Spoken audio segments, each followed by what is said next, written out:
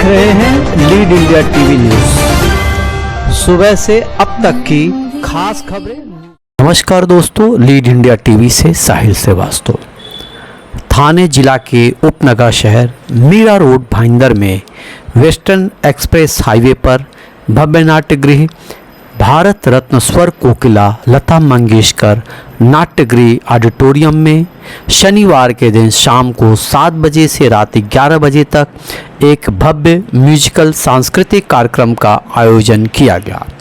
इस प्रोग्राम को melody and power द्वारा ऑर्गेनाइज्ड एक अंदाज अपना भी के नाम से बेहतरीन संगीतमय सांस्कृतिक कार्यक्रम का आयोजन किया गया था। इस कार्यक्रम की आयोजिका संगीता और साक्षी ने सफलतापूर्वक रंगारंग मनोरंजन से भरपूर कार्यक्रम का आयोजन संपन्न किया। इस कार्यक्रम को फाइनेंशियल सपोर्ट रक्षित पटेल ने किया। गीता महालक्ष्मी फाउंडेशन इस कार्यक्रम के मुख्य आयोजक थे। इस संस्था के अध्यक्ष और जयप्रकाश जनता दल महाराष्ट्र के डिप्टी प्रेसिडेंट श्री सत्यप्रकाश चौरसिया, सह प्रायोजक इंडिया अनबाउंड की editor in chief Poonam Pandey ji भी उपस्थित रहीं और अनबाउंड इंडिया मीडिया हाउस और भवानी इंटरप्राइजेस ने इस सांस्कृतिक प्रोग्राम के सह प्रायोजक के रूप में अपनी भूमिका निभाई। इस कार्यक्रम में अतिथि के रूप में जयप्रकाश जनता दल के अध्यक्ष साहिल बी श्रीवास्तव, लीगल सेल के हेड के मोगल, दिव्यांग जन विंग के अध्यक्ष गोपाल माने, अंतर्राष्ट्रीय संपत्ति सलाहकार राकेश कदम, खास मेहमानों में जय धांगले, भ्रष्टाचार विरोधी विभाग दिल्ली, राघवेंद्र सिंह पूर्व रक्षा विभाग, योग गुरु राधेश्याम, वित्तीय सलाहकार Nikhil Kumar, Ed Lois, Tokyo manager Megha Mistry उपस्थित रहीं। कार्यक्रम में मनोज चोपड़ा ने अंतर्राष्ट्रीय स्तर गिनीज बुक में रिकॉर्ड अपनी कला का प्रदर्शन किया। जो बॉलीवुड प्लेबैक सिंगर अपने गानों से समा बांध दिया। इसके साथ ही साथ संगीता जी ने अपने गायकी की अदायगी से लता मंगेशकर के बहुत ही खूबसूरत गानों से पब्लिक को मंत्रमुग्ध कर दिया। इस कार्यक्रम में भाभी जी घर पर हैं कि मुख्य हास्य अदाकारा सोमा राठौड़ जी ने अपनी प्रतिभा से लोगों को हंसा के लोटपोट कर दिया। बॉलीवुड अभिनेता बीरबल और गुलशन पांडे इस कार्यक्रम में उपस्थित रहे। गायकों में इंद्रजीत पाली, दिव्याश्री, नंदिता ने अपनी गायकी के जलवे बिखेरे। आयोजकों द्वारा शहर के गणमान्य लोगों और प्रतिभावान छात्रों को सर्टिफिकेट और मोमेंटो देकर सम्मानित किया गया। इस कार्यक्रम में मीडिया से बात करते हुए जयप्रकाश जनता दल के अध्यक्ष ने साहिल श्रीवास्तव ने सभी को जयप्रकाश जनता दल जयप्रकाश नारायण के विचारधारा को लेकर समाज में एक नई दिशा देने के लिए अपनी बात रखी। जैसा कि हम इस समय जयप्रकाश जनता दल के महाराष्ट्र के अध्यक्ष जी से बात करना चाहते हैं। आइए जानते हैं कि उनकी रणनीति क्या है। जी सर। जी। अच्छा, जैसे हमने एक रणनीति बनाई है कि अभी तक तो जितने भी चुनाव हुए हैं, जिस प्रकार जयप्रकाश नारायण जी ने कांग्रेस को सत्ता विहीन कर दिया था, ये सच है, ये पूरी दुनिया जानती है। तो जयप्रकाश नारायण जी के विचारधारा को लेकर हम महाराष्ट्र में उतरने वाले हैं। उनकी विचारधारा ये थी कि एक ऐसे समाज की स्थापना की जाए, हम सत्ता पे काबिज होना नहीं चाहते। उनका नारा था, हम परिवर्तन चाहते हैं, एक ऐसा परिवर्तन जिससे समाज को न्याय मिल सके। सर, मौजूदा समय में नीतीश कुमार महागठबंधन बना रहे हैं, सारी पॉलिटिकल पार्टियों को इकट्ठा कर रहे हैं। आपको लगता है कहीं ना कहीं वो जयप्रकाश बनने की कोशिश कर रहे हैं, क्योंकि वो भी बिहार से आते हैं? देखिए, बिहार से आते हैं तो इसका अर्थ ये नहीं है कि जयप्रकाश नारायण जी के अगर विचारधारा को लेकर अगर चले होते तो मैं नहीं समझता हूँ कि बिहार पिछड़ा होता, क्योंकि बिहार आज नंबर 1 की पोजीशन पे होता, लेकिन ऐसा नहीं है। कहीं ना कहीं ये बात साबित होती है कि जयप्रकाश नारायण के विचारधारा से नहीं, उनके नाम से प्रभावित होकर उन्होंने, चाहे नीतीश बाबू जी हो, चाहे रामविलास पासवान रहे हो, चाहे लालू जी हो, ये सभी लोग उन्हीं के प्रोडक्ट थे, उन्हीं के छात्र नेता से निकले हुए नेता थे। लेकिन इन्होंने जयप्रकाश जी के सपनों को पूरा नहीं किया। अगर पूरा किया होता तो आज इस देश का भविष्य अलग होता और देश का विकास की रणनीति अलग होती। जो दिख रहा है, गरीब गरीब नहीं होता और एक समानता दिखाई देती, जो नहीं है।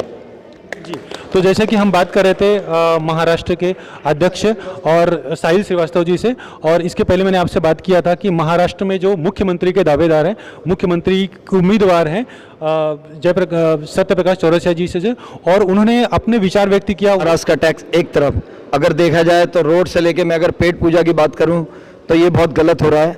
ये परिवर्तन सबसे पहले शपथ लेने के बाद लोगों की नीतियां और उनके परिवारों की सुरक्षा एक एक एमएलए को पूरी करनी चाहिए, लेकिन ये लोग अपनी सुरक्षा पहले करते हैं। होटल, क्लब और जितने भी इनलीगल जगह ये सब बनाते हैं, ये बंद करने चाहिए।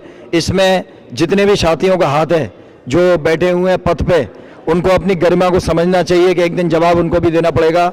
ये सारे तमाशे देखने के बाद मैंने कुछ निर्णय लिया है कि इसको परिवर्तन नहीं, ठोस कदम में ऑन रिकॉर्ड दिखाऊंगा जो पब्लिक के बीचों बीच होगा फैसला।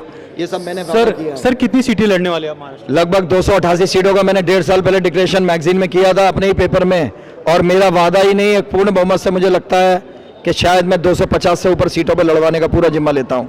250 सीटों पर पूरा कंफर्म।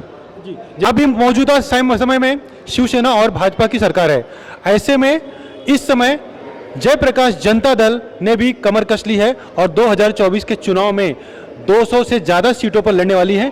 आइए हम जयप्रकाश जनता दल के महाराष्ट्र के उपाध्यक्ष और मुख्यमंत्री के उम्मीदवार सत्यप्रकाश चौरसिया जी से बात करते हैं। आइए बात करते हैं कि महाराष्ट्र में किस तरह का बदलाव चाहते हैं। जी सर बताइए। देखिए, पहले तो मैं ये कहना चाहूँगा कि बदलाव तो ये सब कर सकते थे। पिछले जितने भी मुख्यमंत्री आए सबकी निगाह में, पूरे महाराष्ट्र की निगाह में, पूरे देश की निगाह में कि ये लोग क्या करते हैं। एक्चुअली शपथ लेने के बाद कर्तव्य होता है कि आप विधि द्वारा घर घर में जाकर एक एक को देखें कि क्या तकलीफ है। एमपीस, एमएलए, नगर सेवक, मिनिस्टर, राज्य मंत्री, जिनका काम है घर घर में जाके देखना, वो दादागिरी करते हैं, फालतूगिरी करते हैं, लोगों पे कब्जा करते हैं।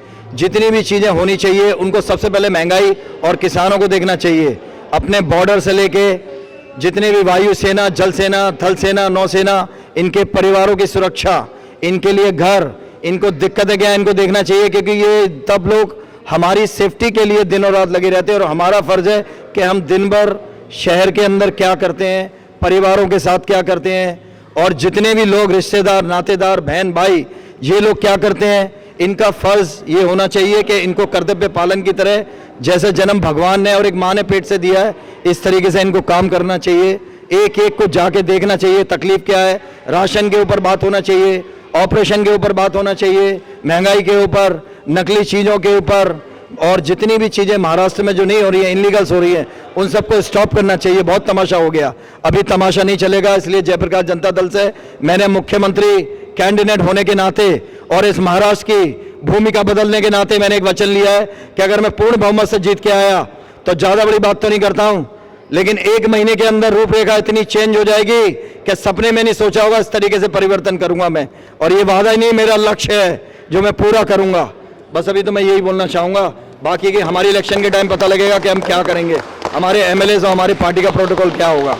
सर जैसे कि आप जानते हैं कि अभी कोई भी एमएलए हो, कोई भी एमपी हो, अकूत की पैसा कमा लेते हैं। इतना पैसा, इतनी संपत्ति, और वो जो पैसा है वो डायरेक्टली उनके पास आता है, जनता तक नहीं पहुंचता है, जबकि ये जनता के टैक्स के पैसे होते हैं। आप अगर सरकार में आते हो तो आप क्या करोगे? देखिए, पैसा तो सच ही है कि सब पब्लिक का ही पैसा है। सरकारी खजाने में जितना भी रुपया आता है, महाराष्ट्र गवर्नमेंट का, भारत का एक तरफ, और महाराष्ट्र का टैक्स। देखिए, तड़पती हुई आत्मा और तड़पती हुई माँ और बहन, जितने भी घर, किसी भी जात बरादरी को नहीं देखते हुए, ये जितने भी पॉलिटिशियन है महाराष्ट्र में, इंडिया में, मैं नहीं बोलता जेडीयू बनी क्या बना, ये सब लोग अपने मंत्री पद, अपने राज्य कार्यकारिणी में जितने भी अध्यक्ष बैठे हैं, इन लोगों को देखते हैं। ये किसी को ये नहीं देखते हैं कि वो किस तकलीफ से जूझ रहा है और आज उसको समस्या का निवारण करना चाहिए और कैसे वो उतर के उस तक घर तक पहुंच के उसको क्लियर कर सके। क्योंकि जब यहाँ पर घर टूटते हैं या कोई भी स्लम एरिया का आदमी रोता है तो कोई भी एमपी एमएलए वहां नहीं पहुंचता है। ये मैंने देखा है ऑन द रिकॉर्ड, और इस बात का फैसला मैं अभी नहीं करूंगा। ये लोग सिर्फ सौदा करते हैं, पैसा लाओ तो घर मिलेगा, पैसा लाओ तो तू मेरा, पैसा ला तो मैं तेरा। ये कब तक चलेगा? ये सब बंद होना चाहिए। इसलिए मैं जेडीयू नहीं, और सुनिए, जयप्रकाश जनता दल एक गरीब परिवार से मृत्यु दर पर जब पहुंचा तो उसने एक ही बात बोली थी कि लोगों के आंसू पहुंचो, ना ही मक्कारी ना फरेबी से पैसा खींचने की साजिश की थी।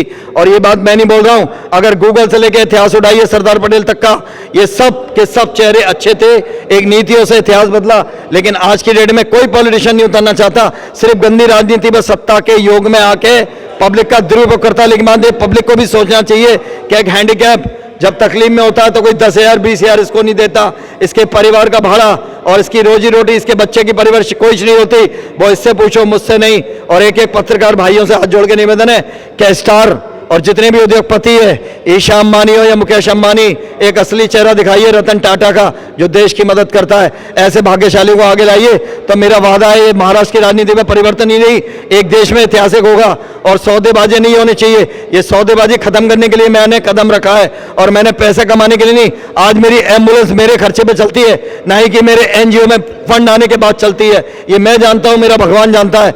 और वक्त आने पे देखिए फैसला इस बार 24 में खुद ब खुद हो जाएगा, मुझे बोलने की जरूरत नहीं है, एक मामा बोलेगी तब पता लगेगा क्या होता है। सर, भारत की राजनीति में गुंडे, माफिया, बाहुबलियों का पूरी तरह से वर्चस्व है।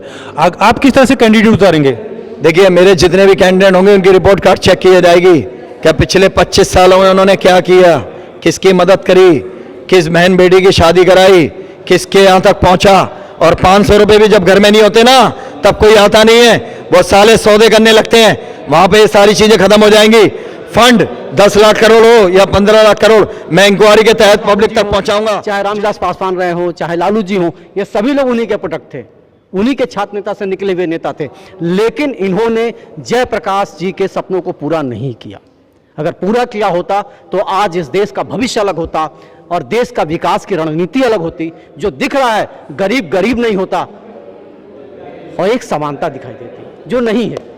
जी, तो जैसे कि हम बात कर रहे थे महाराष्ट्र के अध्यक्ष और साहिल श्रीवास्तव जी से, और इसके पहले मैंने आपसे बात किया था कि महाराष्ट्र में जो मुख्यमंत्री के दावेदार हैं, मुख्यमंत्री के उम्मीदवार हैं सत्यप्रकाश चौरसिया जी से, और उन्होंने अपने विचार व्यक्त किया। वो चाहते हैं कि महाराष्ट्र में बदलाव आए, जो कि राजनीतिक पार्टियां जो मौजूदा समय में है, जहां पे सांसद और विधायक करोड़ों अरबों रुपए कमाते हैं, और वहीं पर एक आम जनता, एक आम आदमी रोटी के लिए मोहताज है, सड़क पर भीख मांग रहे हैं बच्चे, उनकी कोई देखरेख करने वाला नहीं है।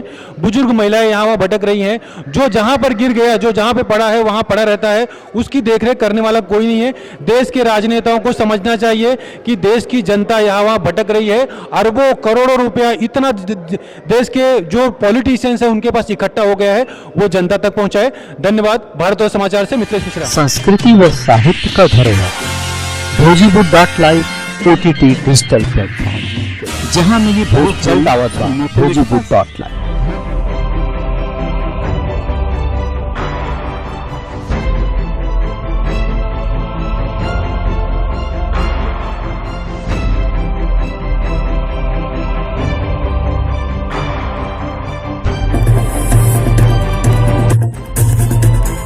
खबर है जो सही रास्ता दिखाए, वो नहीं जो अनदेखी अनसुनी हो। खबर वो जो हकायत पर मबनी हो, खबर वो जो निकल कर सामने आए, वो नहीं जो सनसनी फैलाए, वो नहीं जो आपकी सोच गुमराह कर दे। हर छोटी बड़ी खबर पर नजर, इसका ताल्लुक आपसे। वो नहीं जो महज बड़े बोल हो, खबर वो जो शऊर को उजागर करे।